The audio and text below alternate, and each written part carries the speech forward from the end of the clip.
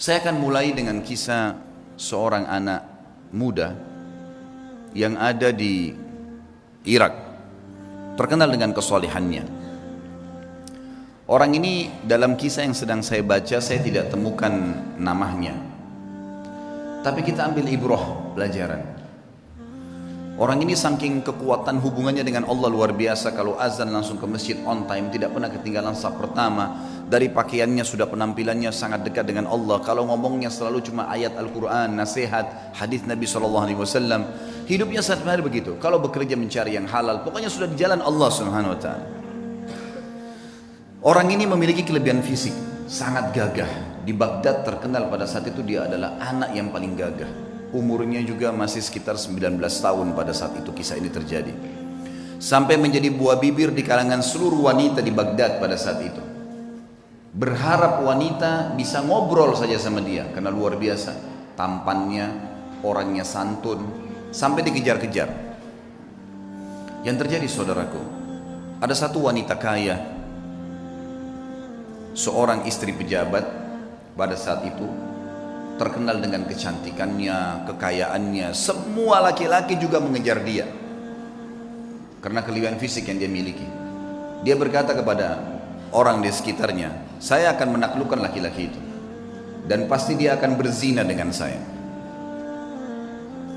Yang terjadi saudaraku, dibuatlah sebuah tipu daya syaitan di depan rumah orang ini, perempuan ini. Kebetulan waktu suaminya lagi pergi bertugas keluar kota, dan zaman dulu orang kalau tugas berbulan-bulan dan Allahu a'lam bisa kembali atau tidak, karena memang mereka pada zaman itu tidak ada komunikasi, tidak ada transportasi kayak kita sekarang, tidak ada alat komunikasi menurut saya yang bagus seperti sekarang, dan tidak ada transportasi. Yang jelas dia lagi di rumahnya, dia berhias dengan semaksimal mungkin kecantikan yang dia miliki dengan semerbak minyak wangi yang luar biasa. Kemudian dia bilang sama dayang-dayangnya, kalau anak muda itu lewat di depan rumah, bilang kalau di dalam rumah ada orang yang sedang sakit dan tidak ada laki-laki yang bisa bantu, tolong bawa ke tabib. Dijebaklah anak muda ini. Begitu dia lewat, tiba-tiba dayang-dayangnya keluar 3-4 orang dengan teriak-teriak, tolong bantu, tuan kami sedang sakit. Sampai akhirnya tidak ada laki-laki dan tolong bantulah. Akhirnya si laki-laki ini masuk ke dalam rumah tersebut.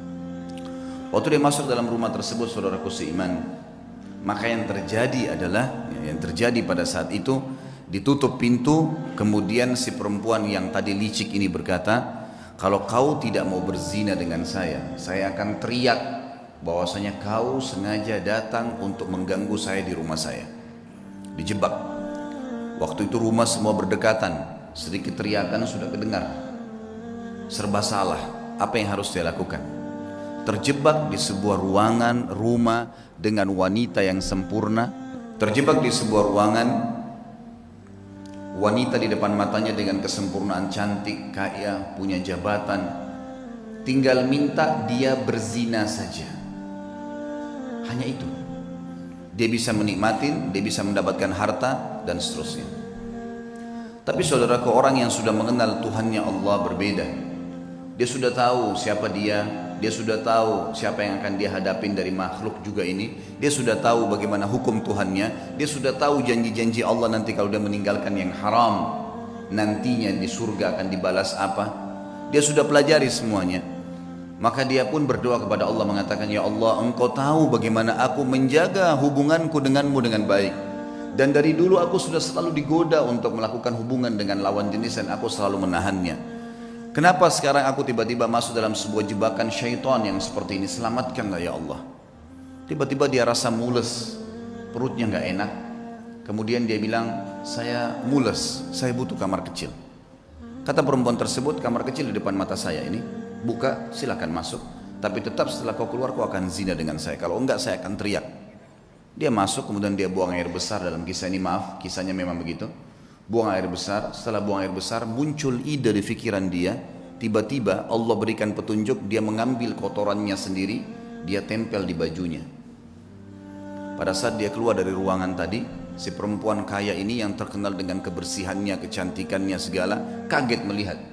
Tadinya bajunya rapi orang ini, tiba-tiba penuh dengan kotoran dia sendiri. Lalu dia mengatakan, kenapa kau begini? Dia bilang, saya begini orangnya. Inilah yang sedang terjadi sekarang. Maka Kalau kau memang mau berzina, saya orangnya sudah seperti ini kotoran di badan saya. Akhirnya perempuan tersebut mengatakan, keluarkan laki-laki ini jorok dan kotor. Dikeluarkan dari perempuan tadi, dan dia begitu keluar di depan rumah perempuan tadi sujud syukur kepada Allah selamat dari zina. Bagaimana seseorang kalau tahu dan mengenal Tuhannya, dia akan menyelamatkan dirinya dari dosa, bukan cuma terjerumus, sudah terjebak masih bisa lari, teman-teman sekalian.